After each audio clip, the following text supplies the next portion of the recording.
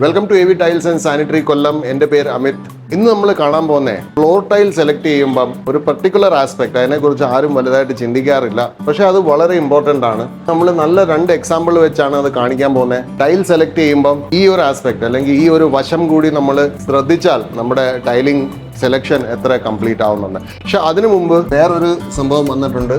നമ്മുടെ ബ്രാൻഡിങ്, അതായത് കജാരിയ നമുക്ക് സുപരിചിതമായിരുന്ന ഈ നീല കളറ്, അതേപോലെ കജാരിയയുടെ ഈ പേരുകൾ, ഇതെല്ലാം ഇനി മാറി കജാരിയ ഇനി മുതൽ ഈ ബ്രാൻഡിങ്ങിലായിരിക്കും വരാൻ പോകുന്നത്. അപ്പോൾ ജസ്റ്റ് പുതിയ ബ്രാൻഡിങ് ഫോംസ് ഇപ്പോൾ വന്നതേ ഉള്ളൂ. അപ്പോൾ ഇതിനകത്ത് അങ്ങ് കാണിക്കാമെന്ന് വിചാരിച്ചു. So Kajaria will now B ഈ ഒരു ലൈറ്റ് ബ്രൗൺ കളർ ബ്രാൻഡിങ് ആണ് കജാരിയയുടെ. കജാരിയ എന്ന് പേര് മാത്രമേ കാണത്തുള്ളൂ. ഇനി എറ്റർണിറ്റി, ഗ്രസ്റ്റഫ്, വിട്രോനൈറ്റ് എന്ന് പറയുന്ന സബ് ബ്രാൻഡ്സ് കജാരിയ പ്രൊമോട്ട് ചെയ്യത്തില്ല. കജാരിയ ഇനി കജാരിയ എന്നുള്ള ഈ പേര് മാത്രമേ പ്രൊമോട്ട് ചെയ്യത്തുള്ളൂ. സോ നമുക്ക് വീഡിയോയിലേക്ക് കടക്കാം. സോ ഇവിടെ ഇപ്പോൾ കാണുന്നത് നമ്മൾ വിട്രോനൈറ്റിൻ്റെ 15 mm തിക്നെസ് ഉള്ള ടൈലാണ്. ഇതിൻ്റെ പേരാണ് ബൊഹീമിയൻ സിൽവർ ഇറ്റാലിയൻ ഹോൺഡ് ഫിനിഷ്. ഇതാണ് ഈ ടൈലിൻ്റെ മുഴുവൻ പേര്. ഇതിൻ്റെ സർഫേസ് എന്ന് പറഞ്ഞാൽ പക്ക സാറ്റിൻ ഫിനിഷ് ആണ്. അതായത് കൈക്ക് ഒരു തടസ്സം ഉണ്ടാകത്തില്ല. ശരിക്കും ഒരു പോളിഷ് ടൈൽ. ഇപ്പോൾ എൻ്റെ റൈറ്റ് സൈഡിൽ കാണുന്ന ഒരു പോളിഷ് ടൈലാണ്, കാലക്കട്ട ലിങ്കൺ. ഇതിനകത്ത് കൈ ഒടിച്ചു കഴിഞ്ഞാൽ ഇത് പോളിഷ് ആണെങ്കിൽ പോലും എൻ്റെ കൈ തടയുന്നുണ്ട്. പക്ഷേ ഇത് സാറ്റിനായിട്ട് പോലും ഇതിനകത്ത് എങ്ങും ഒരു റെസിസ്റ്റൻസ് വരുന്നില്ല. അപ്പോൾ പക്ക ലക്ഷറി ഫീൽ ആണ് ഈ ടൈല്. ഇത് തമ്മിൽ 20 രൂപയുടെ വ്യത്യാസമുണ്ട്. ഒബ്വിയസ്ലി സാറ്റിൻ ഫിനിഷിന് 20 രൂപ റേറ്റ് കൂടുതലാണ്.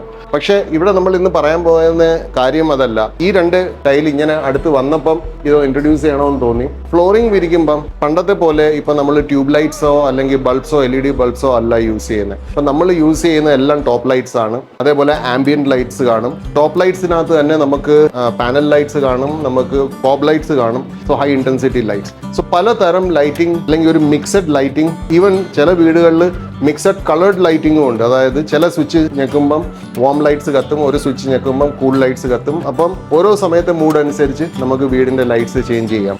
അപ്പം അങ്ങനെയുള്ള ഒരു സാഹചര്യത്തിൽ ലൈറ്റ്സിന് ഇത്രയും പ്രാധാന്യം, അതേപോലെ ലൈറ്റ്സിന്റെ പൊസിഷനിങ് കൺവെൻഷനലി നമ്മൾ അനുഭവിച്ചുകൊണ്ടിരുന്ന ഒരു ലൈറ്റിംഗ് രീതിയല്ല ഇനിയുള്ള സാധാരണ വീടുകൾക്ക് ടോപ്പ് ലൈറ്റ് ആണ് വരുന്നത്. അപ്പൊ ഈ ടോപ്പ് ലൈറ്റ് വരുമ്പം ഉണ്ടാകുന്ന വീട്ടിലൊരു വലിയ വ്യത്യാസം എന്ന് വെച്ചാൽ താഴെ കിടക്കുന്ന ഫ്ലോർ പോളിഷ് ടൈൽ ആണെങ്കിൽ മേളിൽ നിന്ന് വരുന്ന ലൈറ്റ്സ് അതേപോലെ ഇതിനകത്ത് റിഫ്ലക്ട് ചെയ്യും. പക്ഷെ ഒരു 7-8 വർഷം മുമ്പ്, അതായത് ഫോൾ സീലിംഗും ടോപ്പ് ലൈറ്റ്സും ഒക്കെ ഇത്രയും വില കുറഞ്ഞ് അല്ലെങ്കിൽ ഇത്രയും സുലഭമാവുന്നതിന് മുമ്പ് ഉള്ള ഒരു സാഹചര്യത്തിൽ എന്ന് വെച്ചാൽ മിക്ക വീടുകളിലും അന്നും ട്യൂബ് ലൈറ്റ്സ് ആണ്. ഇപ്പോൾ 7-8 വർഷം മുമ്പ് ചെയ്ത് എൻ്റെ വീട്ടിൽ പോലും എല്ലായിടത്തും ട്യൂബ് ലൈറ്റ്സ് ആണ്. സോ മെയിൻ ഏരിയാസിൽ മാത്രമേ ഫോൾ സീലിംഗ് ഉള്ളൂ. അപ്പം ആ ഒരു സാഹചര്യം ഇന്ന് മാറിയിട്ടുണ്ട്.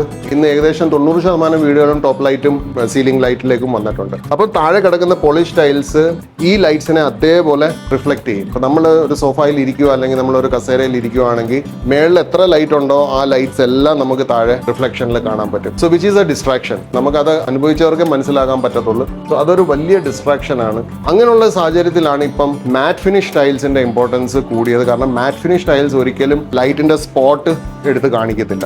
ബട്ട് മാറ്റ് ഫിനിഷ് ടൈൽ എപ്പോഴും മാറ്റ് ആണ്. അപ്പം പോളിഷ് ആഗ്രഹിക്കുന്ന കസ്റ്റമേഴ്സിന് പക്ഷെ ലൈറ്റിന്റെ സ്പോട്ട് കാണാൻ ആഗ്രഹിക്കുന്നില്ലെങ്കിൽ അവർക്ക് വേണ്ടിയിട്ടുള്ള ഒരു സൊല്യൂഷൻ ആണ് ഈ സാറ്റിൻ ഫിനിഷ് ടൈൽസ്. ഇപ്പൊ സാറ്റിൻ ഫിനിഷ് ടൈൽസ് പല പേരിൽ അറിയപ്പെടും. ഇപ്പൊ ഇതിനകത്ത് വിട്രോനൈറ്റ് ഇതിന് പറയുന്ന പേര് ഇറ്റാലിയൻ ഹോൺഡ് ഫിനിഷ് എന്നാണ്. അപ്പൊ ഇറ്റാലിയൻ ഹോൺഡ് ഫിനിഷ് എന്റെ അർത്ഥം എന്താന്ന് വെച്ചാൽ ഒരു ഇറ്റാലിയൻ മാർബിൾ നമ്മൾ ഫിനിഷ് ചെയ്തെടുത്താൽ അതിൽ കിട്ടാവുന്ന ഏറ്റവും ഫൈനസ്റ്റ് സർഫേസ് ആണിത്. അതായത് ഇറ്റാലിയൻ മാർബിൾ ഒരിക്കലും തിളങ്ങത്തില്ല.